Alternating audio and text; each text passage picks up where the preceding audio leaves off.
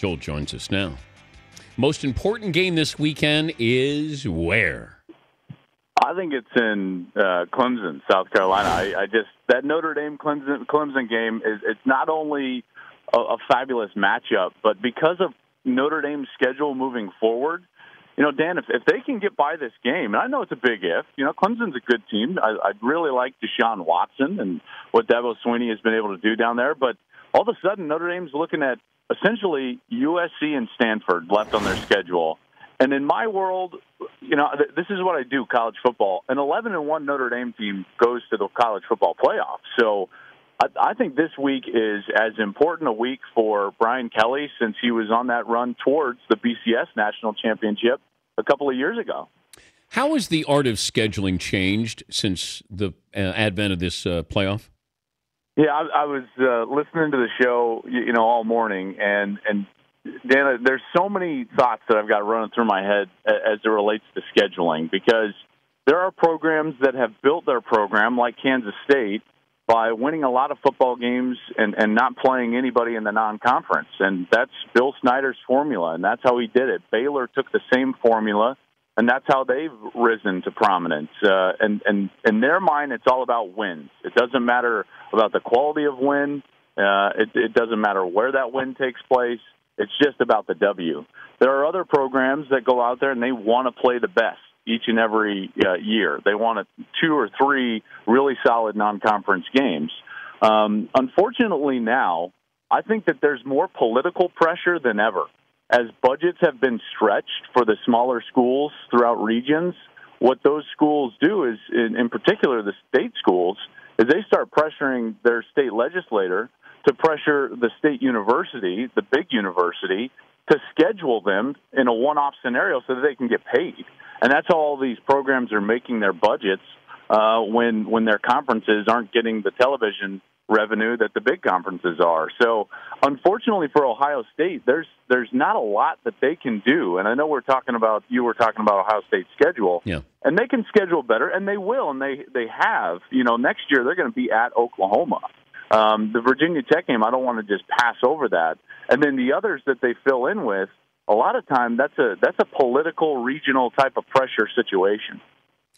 Okay, but there's certain teams that they're built in that they're better than what sometimes they are. But they don't always pass the eye test. So that's why my problem with this is if it's 4 teams, then be fair to the process. Once we get to 8 teams, we might be a little looser in putting a team in there. But when you have 4, I think you have to pass the eye test, and there has to be a little bit more added to it. I can't just say Ohio State won it all last year, therefore they must be in the 4-team playoff.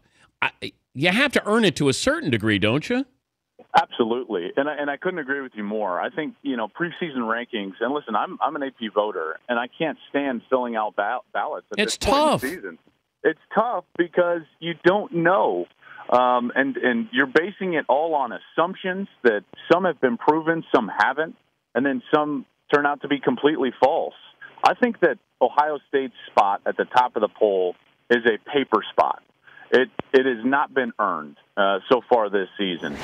TCU's spot has not been earned. Baylor's spot has not been earned. If you were going just by what happened on the football field this year, not about returning starters or what they did late last year, just this season, Utah, Ole Miss, Michigan State, and maybe throw in Oklahoma would be your top 4 based on just resume this season. Other than that, we've got a bunch of teams that are living off of last year's glory. And I would throw in Michigan State as well. Those would be the 5 teams that I think have earned it this season so far. I watched the Utah game, and you raved about just how good that defense was. You got NFL caliber linebackers. That the Utah defense is good enough to keep them in every game. Then you throw in a great running back. You got a seasoned quarterback. You got some weapons there. How good is Utah? I think Utah is this year's TCU, and as long as they don't stub their toe, and it's going to be difficult in that division, there's no question, but I think we're looking at the team that started the season unranked that's going to be pushing the hardest for the playoff. Nobody wants to play that team. Trust me. I talked to all these coaches in the Pac-12, and they all, in fact, I was on the conference calls this week for my games, and all they wanted to ask me about was Utah. how did Utah's defense look? And I was like, hey, you're going to find out soon enough. So why don't you just wait until that week? But I tell you what, that's a really good football team. The player that is kind of under the radar for Utah, other than their quarterback, Travis Wilson, I think he's a real gritty, kind of moxie veteran player. But they've got this little true freshman slot back, very much in the mold of Julian Edelman. And he's this fearless little true freshman named Britton Covey. He's great in special teams. He was the one that pulled off the fake when he was going towards the left side, acting like he was going to receive the punt.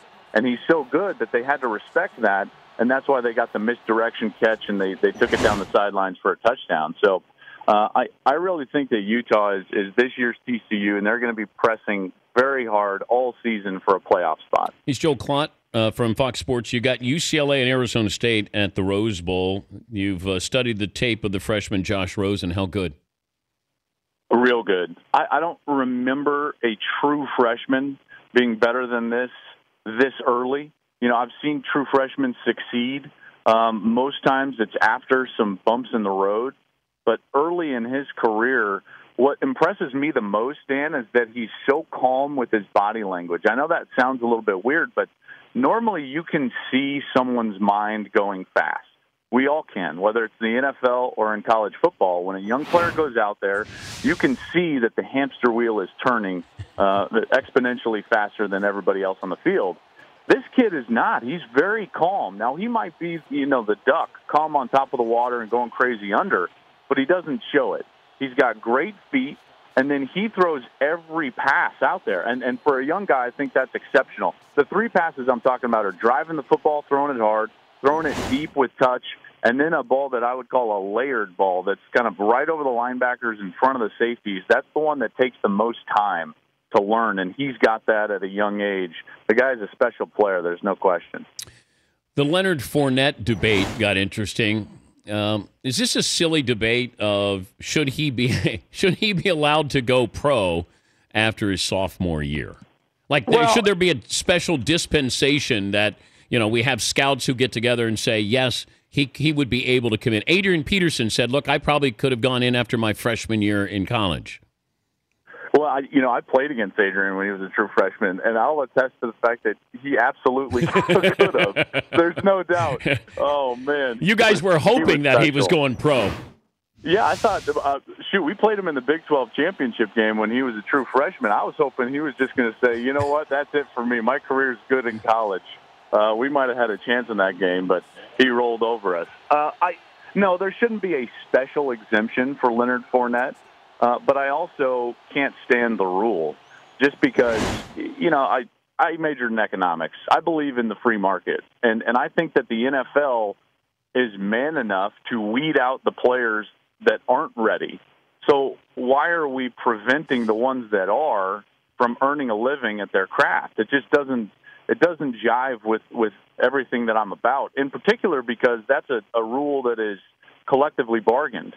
And the people that are negotiating that rule is the NFLPA. And I think that the NFL and the NFLPA essentially act as a cartel in this situation, preventing this barrier of entry for this younger, cheaper, more talented labor force, this pool of labor. And absolutely, guess what I would do if I was voting as a veteran player? Yeah, keep them in college. I know. I'm saving my job. So the fact that these players aren't at the negotiating table, I just think is wrong. And I think that the rule needs to be changed in the future. Do you have an upset special this weekend? I don't know if it's an upset per se, but I think Alabama's going to beat Georgia. I just do. Alabama struggles with spread, tempo, modern offense. Wait, Joel. Pro offense. Yeah. Isn't it strange to say, yep, an upset that Alabama will beat Georgia? That's the thing. I guess this is just by Vegas because Georgia's not a great big game team, under Mark Richt, and Saban always wins these types of games when his back is up against the wall. And the one thing that I think is extraordinary, and I read this stat from Cole Kubik, who's a wonderful SEC analyst, and he said that, and I went back and checked this, and it absolutely pans out, that Alabama hasn't given up a rush of 10 or more yards between the tackles since the beginning of last season. So I just don't understand, I guess, what Georgia's plan of action is, because Grayson Lambert's going to be asked to beat that defense. I don't think he's good enough to do that, even with how efficient he's played during the course of this season. I think Alabama's going to win that game on the road. Have fun at the Rose Bowl. Great to talk to you again, Joel. Yeah, always a great time. Thanks, bud. That's Joel Klatt. Great hair, by the way. Quarterback at Colorado.